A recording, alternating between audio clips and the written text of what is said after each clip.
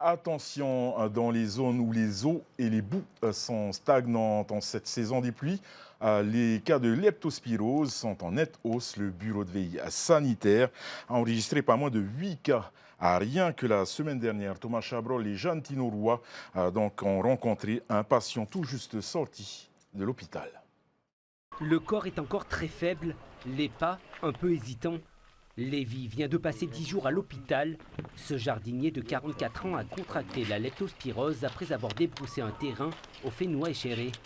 La presqu'île a subi de fortes précipitations ces dernières semaines et la saison des pluies est un facteur de risque pour cette maladie.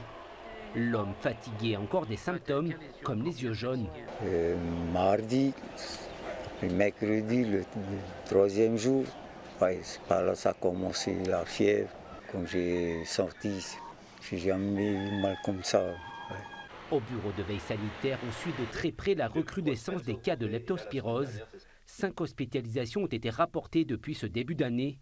En 2023, 117 personnes avaient été infectées par la bactérie. La tendance ces dernières années, c'est de voir qu'effectivement, la moyenne d'âge des gens qui sont touchés par la leptospirose augmente. Ça veut dire que finalement, ce n'est pas l'idée effectivement des jeunes surfeurs ou des baignades. Il y a quelques cas, mais c'est rare. La majorité des cas sont plutôt des personnes de plus de 50 ans qui vont avoir des activités agricoles, au Faapou, ou dans le jardinage, etc. Les symptômes de la leptospirose se confondent avec ceux de la grippe ou de la dengue. Une forte fièvre soudaine et des douleurs. C'est toute la difficulté pour identifier la maladie.